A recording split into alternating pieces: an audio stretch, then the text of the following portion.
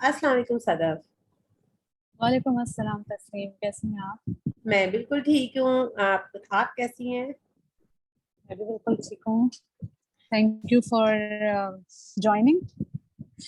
Yes Sadaf, आज का दिन ही इतना खास है कि इस पे हमें इकट्ठे होना ही था, स्पेशली आज। बिल्कुल सदफ, बिल्कुल। जैसे कि आज आपको मालूम है कि 26 जून है, और 26 जून और 26 जून जो है पूरी दुनिया में वर्ल्ड ड्रग डे के हवाले से मनाया जाता है, और इस दिन को कहा जाता है international day against drug abuse and illicit trafficking.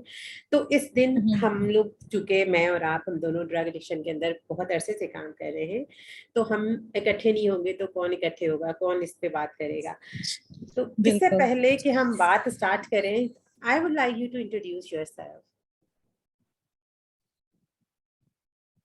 Thank you Taslim.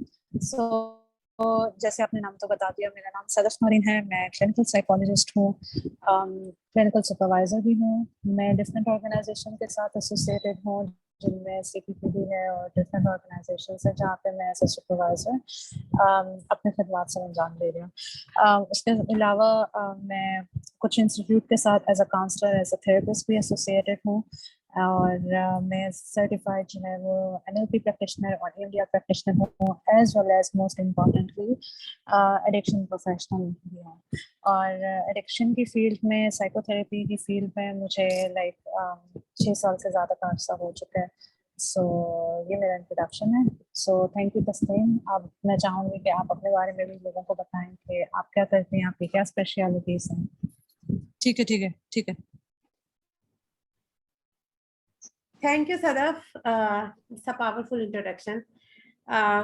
सो मैं, जैसे कि आप लोग जानते थैंक हैं, यू। तस्लीम इफ्तिखार, और मैं भी क्लिनिकल साइकोलॉजिस्ट हूँ, क्लिनिकल सुपरवाइजर हूँ। सीपीपीडी स्कूल है काउंसलिंग का, उनके साथ एसोसिएट हूँ as a clinical supervisor. EMDR practitioner हूँ और इंटरनेशनल सर्टिफाइड एडिक्शन प्रोफेशनल हूँ। इसके अलावा मैंने डिफरेंट कोर्सेज किए हुए हैं। I am also training to be a global trainer for children who are living with STD, substance use disorder. अपनी प्राइवेट प्रैक्टिस भी रन करती हूँ और डिफरेंट ऑर्गेनाइजेशंस के साथ जो है सुपरविजन भी करती हूँ और काउंसलिंग प्रैक्टिस भी करती हूँ। Sadaf, as you know, we both know each other since so long, और हम एक दूसरे के साथ काम करते रहे हैं और अभी भी कर रहे हैं। आज के दिन के हवाले से आज आप क्या बात करना चाहेंगी?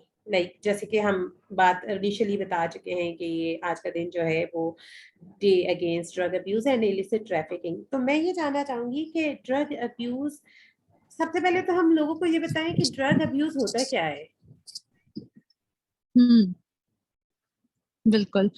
अम, अगर मैं ये कहना चाहूँ कि जिसको आप ड्रग अब्यूज को, अगर आप एक आसान और सादा अल्फाज में ये कहें कि किसी भी चीज को, लाइक आप जिस तरह अब्यूज का वर्ड होता है, आप उसको एक्सेसिव यूज, एलिसिट तौर पे, लाइक आप उसको यूज करना शुरू कर दें। ठीक है। सो इस पे जिस तरह आपने बताया कि लाइक बहुत सारे अवेयरनेस का दिन है, बहुत सारी लाइक हम इंफॉर्मेशन भी दे रहे होते हैं। आई फील लाइक जब ड्रग अब्यूज वाली चीज होती है तो उसमें सबसे पहले इम्पोर्टेंट एक चीज उसके साथ ये भी चीज आ जाती है कि हम ये देखते हैं कि ये ड्रग अब्यूज की वाली जो चीज होती है, या जिस चीज को आप एक एक्सेसिवली तौर पे जो है वो ज्यादा यूज करते हैं, वो किस पॉपुलेशन में सबसे ज्यादा होती है, या कौन सी पॉपुलेशन ऐसी होती है जो कि इससे सबसे ज्यादा इफेक्ट होती है, या बड़ी जल्दी से इफेक्ट हो जाती है। जिसको हम अगर आसान जबान में बोलें कि हम एक वल्नरेबल पॉपुलेशन भी बोलते हैं। सो मेरा मेरा एक जो अपना पर्सनल एक तजर्बा रहा है, जो मैंने देखा है कि इसमें हमारे बच्चे और जो एक अडोलेसेंस, जो एक स्ट्रीट चिल्ड्रन होते हैं, जो घरों के रहने वाले बच्चे होते हैं, लेकिन वो घरों के हालात की वजह से, पॉवर्टी की वजह से, डिसफंक्शनल फैमिली की वजह से जो है वो सड़कों पे होते हैं। वो वाले बच्चे जो रहते ही या तो स्ट्रीट पे हैं, या हमारी जो एडोलसेंस पॉपुलेशन होती है, बेशक कि वो एक अच्छे बैकग्राउंड से आ रहे हो, वो लोग, ये वो वाले पॉपुलेशन होती है जो इससे सबसे ज्यादा इफेक्ट होती है, या इस लाइक हम अगर उसको ये कहें कि ये वल्नरेबल पॉपुलेशन होती है ड्रग अब्यूज के लिए। सो इस बारे में मैं आपसे भी तस्लीम जानना चाहूंगी कि आप क्या समझती हैं, कौन सी लाइक क्या वजूहात होती हैं कि किसकी वजह से कहा जाता है कि ये वाली पॉपुलेशन या ड्रग अब्यूज के साथ सबसे ज्यादा इफेक्ट होती है, या इनको वल्नरेबल पॉपुलेशन किस वजह से कहा जाता है, या क्या उसके पीछे क्या वजूहात होती हैं? Sadaf, I agree with you कि हर वो चीज़ जिसका एक्सेसिव इस्तेमाल किया जाए वो अब्यूज़ के ज़ुमरे में आ जाती है। और मीन अगर आप मेडिसिन को भी ज्यादा तादाद में एक डॉक्टर ने प्रेस्क्राइब की है और उसको खाने लग जाएं तो वो भी यूज से बिल्कुल। अब्यूज में बदली हो जाएगा। तो ड्रग का मतलब ये है कि फिर वो ऐसे ड्रग्स यानी जो मेडिसिन भी हो सकती हैं, प्रेस्क्रिप्शन ड्रग्स भी हो सकती हैं, और जो कि इलिसिट जिन्हें हम कहते हैं कि हार्ड ड्रग्स, या जिन्हें हम कहते हैं कि जो गैर कानूनी गैर कानूनी, बिल्कुल। किस्म की जो मंशियात है जिसे हम कहते हैं, जो आपकी जहन जहन को जो है वो सोच को और रवैयों को तब्दील कर देती है, इस तरह की जो मंशियात है या नशावर अशियाँ हैं, उनका जब कोई इस्तेमाल शुरू करता है और वो इस्तेमाल रोक भी ना पाए और वो उसको कंटिन्यूसली करता चला जाए तो वो अब्यूज उसको करने लग जाता है। और आपने बिल्कुल ठीक कहा कि सबसे ज्यादा जल्दी जो इसकी पकड़ में आते हैं वो चिल्ड्रन और यूथ, जैसे आपने कहा कि एडोलेसेंस वो हैं, और स्पेशली पर्टिकुलरली स्ट्रीट पे रहने वाले बच्चे तो बहुत ही ज्यादा जल्दी इसकी पकड़ में आ जाते हैं। दो के घर पे रहने वाले बच्चे भी इसमें आ जाते हैं, क्योंकि आपने मुझसे कहा कि मैं वजूहात क्या है, तो वजूहात दोनों की थोड़ी सी मुख्तलिफ भी है। स्ट्रीट पे रहने वाला बच्चा इसलिए जल्दी आ जाता है क्योंकि या तो वो कमाने के लिए स्ट्रीट पे आया हुआ है, या भीख मांगने के लिए आया हुआ है, या फिर वो 8 से 10 घंटे स्ट्रीट पे गुजारा है, या फिर उसके पास घर नहीं है और वो उसको उसको रोटी चाहिए, उसको खाना पीना चाहिए। तो जो ड्रग पेडलर्स हैं या ड्रग डीलर्स हैं, ड्रग यूजर्स हैं, अब्यूजर्स हैं, वो उन बच्चों को इस्तेमाल करते हैं और उनको डिफरेंट तरीके से अब्यूज करते हैं, और जिसकी वजह से वो बच्चे और एक दूसरे की देख कर भी, एक दूसरे से सीख कर भी वो नशे आवर चीजों को इस्तेमाल शुरू कर देते हैं। अब वो जो बच्चे अपने घरों में रह रहे हैं लेकिन वो भी नशे का इस्तेमाल कर रहे हैं, क्योंकि ये एक बड़ी क्रिटिकल एज है जिसमें हार्मोनल चेंजेस भी बच्चों के अंदर हो रहे हैं। वो आउट ऑफ क्यूरियोसिटी भी यूज कर रहे हैं, कोई बच्चे कॉन्फर्मिटी के लिए यूज कर रहे हैं कि उन्हें किसी ग्रुप का हिस्सा बनना है, अगर वो नहीं करेंगे तो उनको उस ग्रुप में शामिल नहीं किया जाएगा। कुछ बच्चे मूड स्विंग्स की वजह से कर रहे होते हैं। तो डिफरेंट किस्म की वजूहात है जिनकी वजह से बच्चे जो हैं वो ड्रग की तरफ चले जाते हैं इनिशियली। तो आपके ख्याल में हम जब ये आपने बात, बहुत अच्छे जी सदर बोले। जी जी तस्लीमा आप बोले। मैं ये कह रही थी कि जिस तरह से ये बच्चे स्कूल के, यूथ के और ड्रग्स के अंदर चले जाते हैं, हमें तो दोनों एस्पेक्ट ही देखने हैं कि हम उन बच्चों को भी किस तरह से महफूज बना सकते हैं जो स्ट्रीट पे रह रहे हैं, और हम उन बच्चों को भी कैसे महफूज कर सकते हैं जो अपने घरों में रह रहे हैं लेकिन स्कूल कॉलेजेस में जा रहे हैं और ड्रग का इस्तेमाल कर रहे हैं। तो आपके ख्याल में ऐसी क्या चीजें हो सकती हैं कि हम इन दोनों पॉपुलेशन को, जो कि बच्चे ही हैं, इनको किस तरह से हेल्प कर सकते हैं? अच्छा, इसके अंदर अब जो हम हमारे यहाँ पे होता भी है, खुशकिस्मती से अच्छी बात यह है कि जिस तरह अब हमारे मुल्क में भी अवेयरनेस डे मनाए जाते हैं, बहुत सारे स्टेक होल्डर्स जो है वो मिलकर काम कर रहे हैं। लेकिन अगेन वही वाली बात है कि जिस तरह जिसमें हम लोग भी हैं कि हम लोग भी इस चीज़ के ऊपर, प्रिवेंशन के ऊपर काम करने की कोशिश कर रहे हैं। सपोर्ट बहुत ज़रूरी होती है, डिफरेंट लोगों को साथ मिला के अवेयरनेस बहुत ज़रूरी होती है, चाहे आप स्कूल लेवल पे करें, चाहे आप मदरसे लेवल पे करें। जिस तरह हमारे यहाँ पे अच्छी चीज़ ये है कि बहुत सारे स्कूल्स में भी अवेयरनेस होती है, दी जाती है, अवेयरनेस कैंपेन्स होती है, बच्चों के दरमियान कॉम्पिटिशन्स करवाए जाते हैं, पोस्टर कॉम्पिटिशन्स होते हैं, क्विज कॉम्पिटिशन्स होते हैं, ये सारी चीज़ें होती हैं।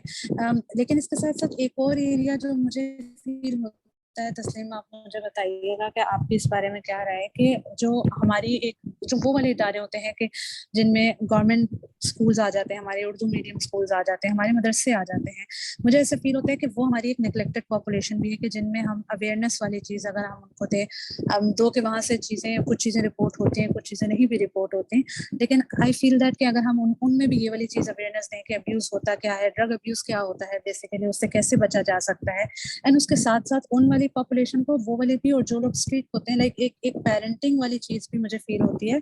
अवेयरनेस के साथ साथ हम पेरेंटिंग वाली चीज़ के ऊपर भी अगर हम काम करें, कि हम पेरेंट्स के लिए भी अगर सेशंस हम करें, जिस तरह हम लोग भी कर रहे हैं, जिसमें हम टीचर्स के लिए करते हैं, तो ऑफ कोर्स वो टीचर वो भी हैं जो स्कूल में बच्चों को करें, और वो टीचर वो भी हैं जो घर में जाके एक एज अ पेरेंट भी अपने बच्चों के लिए भी जो है वो एज अ अवेयरनेस जो है वो फैक्टर एक रोल प्ले करते हैं।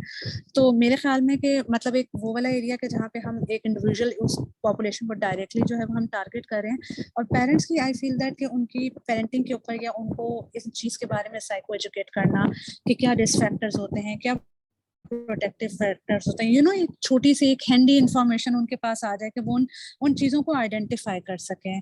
आपके ख्याल में तस्लीम, मैं आपसे जानना चाहूंगी कि लाइक अगर आप ब्रीफली सिर्फ आप थोड़ा सा हमारे सुनने वालों को बता सकें कि लाइक वो कौन से क्या फैक्टर्स में भी होते हैं, या कौन से ऐसे रिस्क फैक्टर्स होते हैं जो कि, या बिहेवियर्स ऐसे होते हैं कि जो कि पेरेंट्स या कोई भी इंसान जो अगर किसी लाइक जो भी केयर गिवर है वो देखे तो वो आइडेंटिफाई कर ले या नोटिस कर ले। सदफ, आपने बहुत अच्छी बात कही है कि स्टेक होल्डर्स जब तक सारे इन्वॉल्व नहीं होंगे हम प्रिवेंटिव मेजर नहीं ले सकते हैं, और प्रिवेंशन पे काम करने के लिए हमें तमाम स्टेक होल्डर्स को जो है वो साथ लेके चलना पड़ेगा। और अगर कोई एक भी बीच में रह जाएगा तो वो जो नॉलेज, जो इंफॉर्मेशन हम डिसमिनेट करना चाहते हैं वो उस तरह से नहीं हो पाएगा।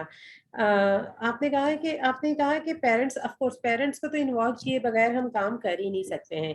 और जब पेरेंट्स को इन्वॉल्व करने की बात आती है तो फिर सबसे अहम बात ये होती है कि पेरेंट्स को क्या ट्रेनिंग दी जाएगी, या क्या ऐसी चीजें हैं कि पेरेंट्स आइडेंटिफाई कर पाएं कि उनके बच्चे जो हैं वो ड्रग्स की तरफ जा रहे हैं या नहीं जा रहे हैं, या उनके कौन से ऐसे रिस्क फैक्टर हैं। इसमें बहुत सारी चीजें इन्वॉल्व होती हैं। वो तो मैं यूं कहूंगी कि बात अगर निकलेगी तो बहुत दूर तलक जाएगी, लेकिन इसको थोड़ा सा छोटा सा करके अगर प्रिसाइज करके बताऊं कि रिस्क फैक्टर्स कौन से हो सकते हैं, अगर पेरेंट्स अपने बच्चों को देखें, थोड़ा सा गौर करें, उनके साथ टाइम बिताएं, तो अर्ली एग्रेसिव बिहेवियर होता है बच्चों के अंदर। जैसे गुस्सीले बच्चे होते हैं ना, हम उन्हें कहते हैं कि ये बच्चा तो बहुत टेंट्रम दिखा रहा है, बहुत गुस्सा करता है। या लैक ऑफ पेरेंटल सुपरविजन भी एक रिस्क फैक्टर होता है कि पेरेंट्स दोनों, जैसा कि अभी के इकोनॉमिकल क्राइसिस हैं और पेरेंट्स आर वर्किंग, बोथ, सब दोनों पेरेंट्स काम कर रहे होते हैं, तो वो लैक ऑफ सुपरविजन होती है। और इसी तरह से बच्चों के जो दोस्त होते हैं पेरेंट्स इग्नोर कर देते हैं, उनके साथ नहीं मिलते हैं, और पेरेंट्स ये नहीं देख पाते हैं कि बच्चे को एजुकेशन में अगर मसले आ रहे हैं तो वो, अगर वो वहां पर बुली हो रहा है और वो घर में आइसोलेट करके खुद को बैठा हुआ है, या बच्चा कितना टाइम जो है अपने रूम के अंदर अकेले गुजार रहा है, या अगर बच्चा, जैसे स्पेशली एडोलेसेंस की बात कर रही हूँ, जो पेरेंट्स इग्नोर कर देते हैं कि बच्चे जब स्मोक करते हैं यूजुअली यूथ अर्ली टीन के अंदर, क्योंकि बड़ी क्यूरियोसिटी उनको होती है, तो फिर वो परफ्यूम, एयर फ्रेशनर, इस तरह की चीजें रूम के अंदर ऑल टाइम खुशबू से भरे होते हैं कमरे। तो पेरेंट्स को ये चीजें जो है वो नजर में रखनी बहुत जरूरी है, और उनके ऊपर बातचीत करना बहुत जरूरी है। मसला तो सारा वही आता है ना कि बातचीत जो है वो कैसे की जाएगी। तो अगर पेरेंट्स इन साइंस को देख लें अपने बच्चों के, और उनके बदलते हुए रवैये, उनका घर से टाइम ज्यादा बाहर गुजारना, और पेरेंट्स का अपने आप का तज्जिया भी करना कि वो बाउंड्रीज को कितना स्टेब्लिश कर पा रहे हैं बच्चों के साथ। फिर मैं कहूंगी कि अगर हम बात करेंगे तो बातें बहुत दूर तक जाएंगी, क्योंकि जब हम बाउंड्रीज की बात करेंगे तो फिर पेरेंट्स का ये अंडरस्टैंड करना कि बाउंड्रीज का कॉन्सेप्ट क्या है, क्योंकि अब एक मॉडर्न वर्ल्ड के अंदर ये चीज भी आ गई है। क्या हम अपने बच्चों को रोकें, क्या हम अपने बच्चों को स्टॉप करें, क्या हम उनकी ऑटोनॉमी को, के पेरेंट्स, बिल्कुल, और आई थिंक आजकल के पेरेंट्स की सबसे बड़ी स्ट्रगल ही यही है। एग्जैक्टली, कि बाउंड्रीज का फर्क नहीं समझ पाते, कि ऑटोनॉमी देना बच्चे को, उसकी ऑटोनॉमी को एक्सरसाइज करना और बाउंड्रीज को मेंटेन करना दो डिफरेंट चीजें हैं। और इसी तरह से प्रोटेक्टिव फैक्टर में पेरेंट्स देखें कि उनका बच्चा जो है वो, उसका सेल्फ कंट्रोल कितना है। पेरेंट्स खुद देखें कि उनकी अपनी मॉनिटरिंग कितनी है, बच्चे की एकेडमिकली परफॉर्मेंस क्या है, और उसके फ्रेंड सर्कल कैसा है, वो बच्चे की इंस्टेंट ग्रेटिफिकेशन की आदतें कैसी हैं, जो कि पेरेंट्स को बहुत अच्छे से मालूम होती है, क्योंकि पेरेंट्स ही ये ग्रेटिफाई कर रहे होते हैं बच्चों को, उनको ग्रेटिफिकेशन दे रहे होते हैं। तो ये चीजें जो है, लेकिन ये चीजें पेरेंट्स को तभी नजर आएंगी जब वो बच्चों के साथ इन्वॉल्व होंगे, और उसके लिए पेरेंट्स के लिए प्रोग्राम कंडक्ट करना बहुत जरूरी है। मैं आपसे ये पूछना चाहूंगी कि जैसे कि हमारी ऑर्गेनाइजेशन हेयर वो कर भी रही है, जो हमारा हमारा जो सिस्टर प्रोग्राम बिल्कुल। है ड्रग प्रिवेंशन का, उसमें हम लोग ये काम करते हैं ऑलरेडी कि हम स्कूल्स के अंदर जो है वो पेरेंट्स के लिए भी प्रोग्राम करते हैं। लेकिन फिर भी मुझे ऐसा लगता है कि स्कूल सिर्फ एक स्टेक होल्डर है। बिल्कुल। इसके बहुत सारे बच्चे तो ऐसे हैं, पॉपुलेशन है जो स्कूल ही नहीं जाते हैं। बिल्कुल। बिल्कुल। तो आपके ख्याल में उनके लिए हम किस तरह से अवेयरनेस और पेरेंटिंग स्किल्स और कम्युनिकेशन स्किल्स के प्रोग्राम को आगे बढ़ा सकते हैं? तस्लीम, आपने बहुत अच्छी I feel like you know कि एक बहुत सिग्निफिकेंट पहलू जो है वो आप वो हाईलाइट किया। उसके लिए जो मुझे एक चीज़ फील होती है कि जिस तरह हम एक बात भी कर रहे थे कि अनफॉर्चुनेटली इस चीज़ के ऊपर जो है वो अभी भी हमारे पास केसेस आते हैं। एक जो सर्विस वहाँ पे प्रोवाइड की जाती है, डोर टू डोर सर्विस वाली चीज़ होती है। मुझे हम स्पेशली अब जिस तरह एक पॉवर्टी वाले है, इकोनॉमिकल कंडीशन है, फैक्टर्स हैं, एक्सटर्नल फैक्टर्स हैं। हम पेरेंट्स अगर अपनी बेसिक नीड्स को देखें तो जाहिर सी बात है कि वो उन बेसिक नीड्स के ऊपर फोकस करते हुए वो एक बच्चे को स्कूल भी नहीं भेजेंगे, किसी और इदारे में नहीं भेजेंगे। तो एक अप्रोच जो है वो एक हम ये कह सकते हैं कि उनकी जो रीचिंग एबिलिटी होती है वो कम हो जाती है। तो अगर हम इस सिलसिले में अगर हमारे पास एक और सपोर्ट हो डिफरेंट स्टेक होल्डर्स की तरफ से, एक कम्युनिटी वर्क है ना बेसिकली, तो एक कम्युनिटी अगर स्ट्रांग होगी तो हम एक डोर टू डोर सर्विस पे जाके हम पेरेंट्स को थोड़ा सा साइको एजुकेट कर सकते हैं, हम उन्हें थोड़ी सी इन्फॉर्मेशन दे सकते हैं कि कैसे अपने बच्चों के साथ वो अपने ताल्लुकात को बेहतर बना सकते हैं, क्या चीज़ें ऐसी होती हैं। अगर वो नोटिस कर भी रहे हैं तो एक होता है ना कि एक सर्विलेंस और एक पेरेंटिंग में फ़र्क होता है। आप सर्विलेंस कर रहे हैं और सर्विलेंस के चक्कर में आप अपने बच्चों के साथ अपना रिलेशनशिप भी ख़राब कर लेते हैं। तो जो चीज़ शायद बेहतर हो सकती है वो और तबाही की तरफ चली जाती है, बिकॉज बच्चे आपसे दूर होना शुरू हो जाएंगे। वो जो चीज़ आपको बता सकते हैं वो भी नहीं बताएंगे। तो इस तरीके से पेरेंट्स और बच्चों के दरमियान जो वो एक कम्युनिकेशन गैप भी आना शुरू हो जाता है।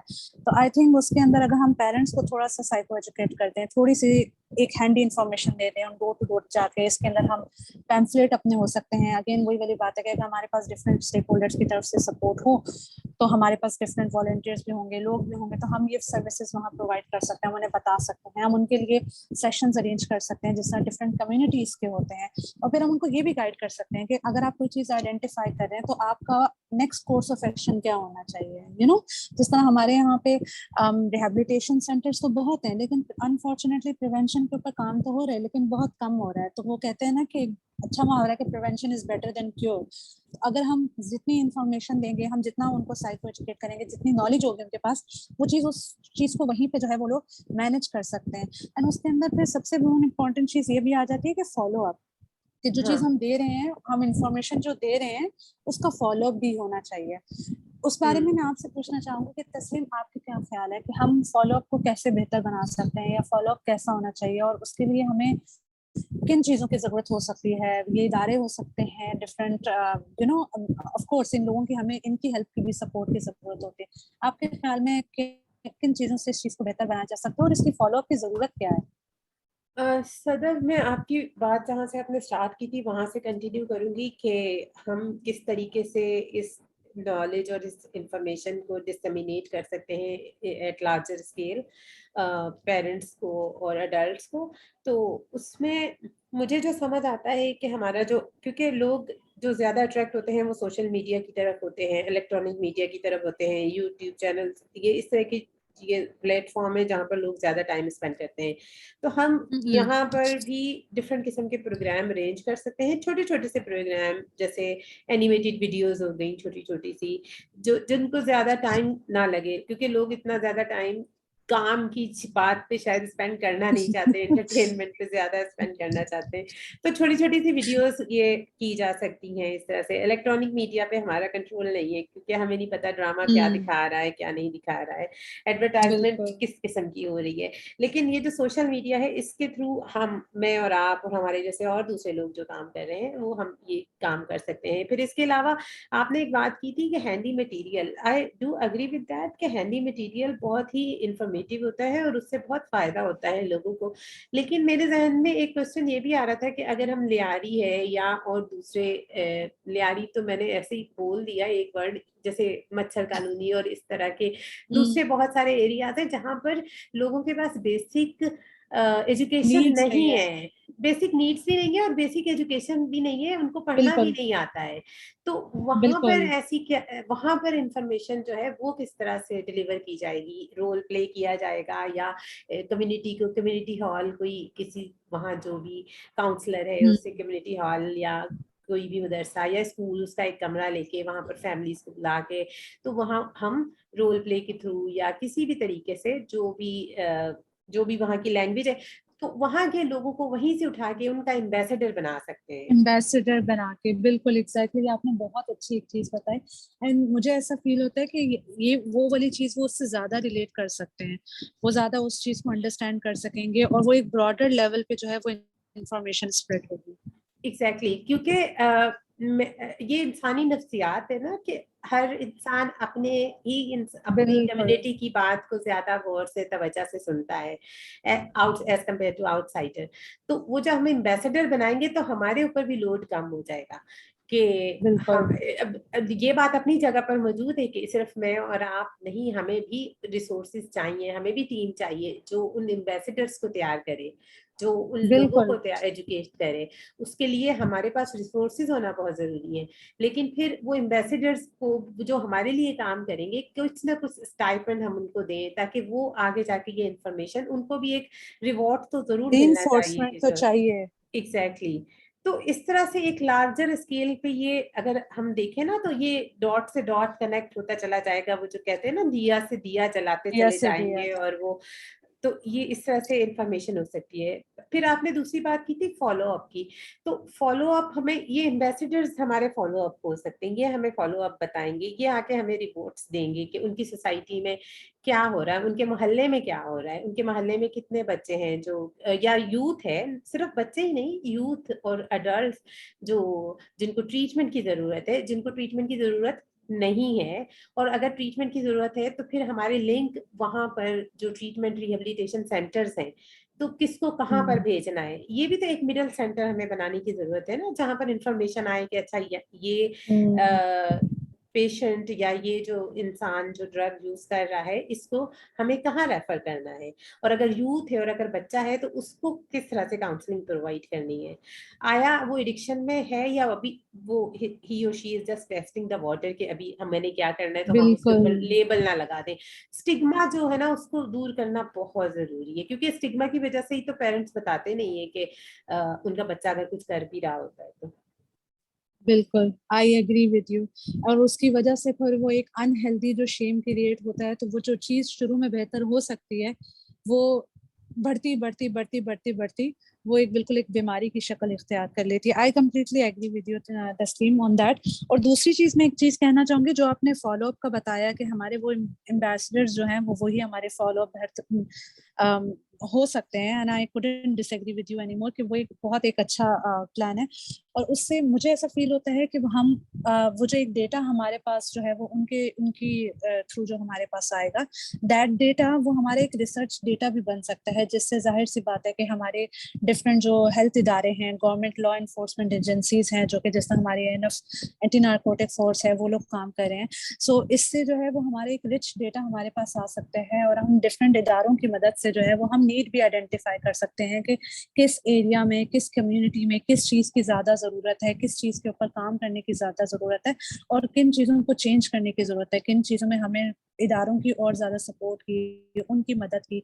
जिस तरह लॉ इन्फोर्समेंट एजेंसीज हैं उनकी जरूरत है, हेल्थ इदारे हैं उनकी जरूरत है, मदद की जरूरत है। तो हमारा एक मैं ये समझती हूँ कि इससे हमारे एक बहुत एक स्ट्रक्चर प्लान भी जो है वो बन सकता है, और एक बेहतरी की तरफ चीजें और बेहतरी की तरफ जो है वो चीजें जा सकती हैं। बिल्कुल सदफ, क्योंकि देखो अनफॉर्चुनेटली हम पॉवर्टी नहीं, हम गुर्बत नहीं खत्म कर सकते हैं क्योंकि ये हमारे हाथ बिल्कुल में नहीं है। लेकिन हमें ये भी अवेयरनेस है, हमें ये भी मालूम है कि एक बच्चा जो रोड पे आके रह रहा है या टाइम बिता रहा है, अब वो चाहे अपने घर के डिसफंक्शनल माहौल की वजह से रोड पे ज्यादा टाइम गुजार रहा है या वो कुछ कमाने के लिए रोड पर ज्यादा टाइम गुजार रहा है, जब हम अवेयरनेस लेकर आएंगे, जब हम बच्चे को उस माहौल में से, रोड पर से निकालेंगे, तो हमें बच्चे को कहीं ना कहीं तो एंगेज करना है ना। तो वो बच्चे का राइट है कि उसको किसी एजुकेशनल इंस्टीट्यूट में भेजा जाए। तो हमें उधर भी अपने लिंक बनाने की बहुत जरूरत है, जहाँ लॉ इन्फोर्समेंट एजेंसीज के साथ हमें मिलकर काम करने की जरूरत है, हमें स्कूल्स के साथ, ताकि स्कूल्स उन बच्चों को ले दो कि यहाँ पर स्कूल्स ऐसे हैं जो लेते हैं। लेकिन अगेन फिर यही बात है कि वहां पर भी पेरेंटिंग इन्वॉल्व हो जाती है, क्योंकि हम पेरेंट्स की रजामंदी के बगैर बच्चे को स्कूल में दाखिला नहीं करा सकते हैं, हमें उनका बिल्कुल कंसेंट की जरूरत है, क्योंकि बच्चा माइनर है। तो वो स्कूल के साथ लिंक कराना, फिर वहां बच्चा, क्योंकि अगर वो बच्चा फारिग बैठेगा दोबारा उधर ही चला जाएगा जहां से वो आया हुआ है। तो उधर बिल्कुल एजुकेशन की तरफ उस बच्चे को लेकर आना, और फिर उस बच्चे को, और अगर वो थोड़े बड़े बच्चे हैं, जैसे एडोलेसेंस 14 15 16 17 वाली एज के बच्चे हैं, स्कूल नहीं जा सकते, तो स्किल बेस्ड एजुकेशन जो है, जिस तरह से उनको कोई सी स्किल सिखा देना जिससे वो अपने आप को सपोर्ट कर सके और अपनी फैमिली को सपोर्ट कर सकते हैं। क्योंकि एक दफा अभी बच्चे ने कदम रखा नहीं है, अगर ड्रग एडिक्शन के अंदर वो नहीं आया है, वो सिर्फ क्यूरियोसिटी या किसी भी वजह से टेस्ट कर रहा है, और हम उसको वहां से ही बचा सकते हैं, प्रिवेंट कर सकते हैं, तो इससे ज्यादा बेहतरीन काम तो और कोई नहीं हो सकता है। बिल्कुल।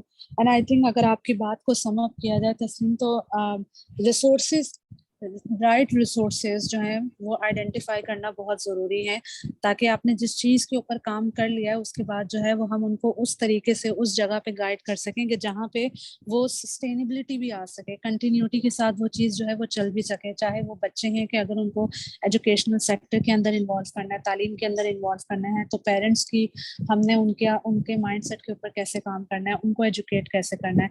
चाहे एडोलेसेंट्स हैं तो हमने उनको स्किल बेस्ड स्कूल्स के अंदर कैसे इन्वॉल्व करना है। आई थिंक हमारी जब हम बात करते हैं फिर रिसोर्सेज के अंदर, तो जिस तरह हमने पहले बात की स्टेक होल्डर्स की, सो इसके अंदर फिर हमारे एजुकेशनल इदारे, हमारे लॉ इन्फोर्समेंट, हमारे हेल्थ इदारे, अगर कोई ऐसी हेल्थ सर्विसेज वाली चीज है तो हम हेल्थ सर्विसेज के लिए उनको कैसे वहाँ पे जो है वो कौन से ऐसे रिहेबिलिटेशन सेंटर है कि जहाँ पे हम उनको जो है वो गाइड कर सकते हैं, डायरेक्ट कर सकते हैं। तो ओवरऑल अगर हम देखा जाए, वही जहाँ से हमने बात स्टार्ट की थी, तो it's a community based thing. तो हर इदारे की, किसी भी इदारे की अहमियत से जो है वो इनकार नहीं किया जा सकता। Sadaf, you are right absolutely, because हम वैक्यूम में काम नहीं कर सकते हैं। कि अगर मैं ये कहूँ कि मैं अपना एक 1.5 इंच की मस्जिद बना के बैठ जाऊँ और मैं ही सिर्फ काम करती रहूँ, और मैं किसी और के साथ जो है वो इंटरलिंक नहीं करूँ अपने आप को, और मैं दूसरे इदारों के साथ मिलके काम ना करूँ, तो ये काम उस तरह से हो ही नहीं सकता है, वो उतना फ्रूटफुल रिजल्ट कभी भी नहीं दे सकता है।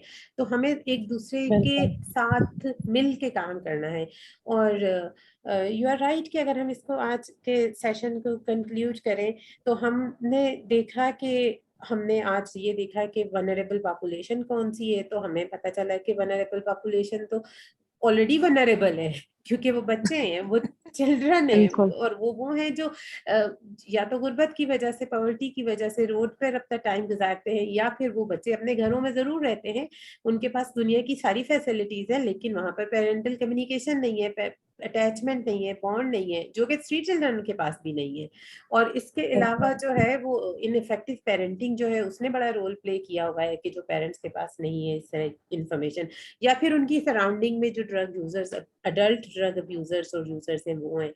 तो कंक्लूड करें तो ये आता है नतीजा, जो मेरे ख्याल में आप मुझे बताइएगा, कि एक तो पेरेंट चाइल्ड रिलेशनशिप जो बॉन्ड है उसके ऊपर हमें एजुकेशन देना, लोगों को इंफॉर्मेशन देना और उसके ऊपर काम करना, और पेरेंटल इन्वॉल्वमेंट बच्चे की जिंदगी में किस तरीके से लानी है, और क्लियर लिमिट्स एंड बाउंड्रीज, क्योंकि जब तक लिमिट्स एंड बाउंड्रीज नहीं होंगी और पेरेंट्स उनको इन्फोर्स नहीं करेंगे, उसको डिसिप्लिन में नहीं लाएंगे बच्चे की जिंदगी को, तो बच्चे तो फिर इसी तरह से शिकार होते रहेंगे इस चीज का, जिसके लिए आज के दिन हम सब बाहर निकले में, पूरी दुनिया बाहर निकली हुई है। बिल्कुल बिल्कुल बिल्कुल सही कहा तस्लीम आपने, और थैंक यू, इतने अच्छे तरीके से आपने हमारे आज के सेशन को जो है वो सम अप किया। और आई एग्री विद यू। और इसके साथ साथ मैं इस चीज़ में ये भी कहना चाहूँगी कि जो इलिसिट ट्रैफिकिंग है, जो कि एक आज के दिन के हवाले से एक थीम भी है, सो उस पे हमारी एजेंसीज जो है वो काम कर रही हैं, and I am very thankful और वी आर होपफुल कि उसके ऊपर और भी काम हो और ये चीज़ जो है वो बेहतर से बेहतरीन की तरफ जो है वो जाए। अगर आप इंडियन में सिर्फ ये कहना चाहूँगी कि जैसे आज हमने बाउंड्रीज की बात की, पेरेंटिंग की बात की, कोई ऐसी चीज़ जो आप लोगों को लगती है कि जिस चीज़ के ऊपर, टॉपिक के ऊपर हमें बात करनी चाहिए, हमें उस चीज़ के हवाले से आप लोगों को इन्फॉर्मेशन की ज़रूरत है, इस आज के सेशन के हवाले से कोई आपके जहन में कोई सवाल, कोई क्यूरी, कोई ऐसी चीज़ है जो आप पूछना चाहते हो, तो हमें बहुत खुशी होगी आपके सवाल पे जवाब देने में। सो आप हमें जो है वो अपने सवाल जो हैं वो कमेंट सेक्शन में बता सकते हैं। We would love to answer them. और किसी टॉपिक पे आपको लगता है कि आपको अवेयरनेस सेशन चाहिए, आप हमारे साथ कांटेक्ट कर सकते हैं। हमें वीडियो बनानी चाहिए, ऑडियो बनानी चाहिए, जो भी चीज़ बनानी चाहिए आपको लगता है कि आपको ज़रूरत है उस चीज़ के हवाले से, सो हमें अपनी राय से आगाज़ ज़रूर करिएगा। Thank you Sadaf joining this session. और मैं भी यही एंड में बिल्कुल कहना चाहूँगी कि आपका फीडबैक हमारे लिए बहुत इंपॉर्टेंट है, क्योंकि हम आप ही लोगों के लिए काम कर रहे हैं। आपको किस टॉपिक पे, अगर आपको कोई टॉपिक पे इंफॉर्मेशन चाहिए, जैसा सदफ ने कहा कोई सेशन चाहिए, तो आप उसको कमेंट सेक्शन में बताएं। आपको ड्रग से रिलेटेड ज़्यादा इंफॉर्मेशन चाहिए, आप हमें बताएं। आपको जो भी टॉपिक है आप कमेंट सेक्शन में हमें ज़रूर बताएं कि आपको आज की डिस्कशन कैसे लगी। एक्सक्यूज मी सदफ, तो फिर हम नेक्स्ट टाइम फिर दोबारा मिलते हैं एक नए टॉपिक के ज़रूर, साथ इंशाल्लाह। और हम लोगों को, आप लोगों की राय का इंतजार रहेगा, तो अपनी राय से ज़रूर आगाह करिएगा हमें। ओके सदफ, सदफ खुदा थैंक यू हाफिज to so you much. And अपनी तमाम ऑडियंस को, तमाम सुनने वालों को अल्लाह हाफिज। अल्लाह हाफिज।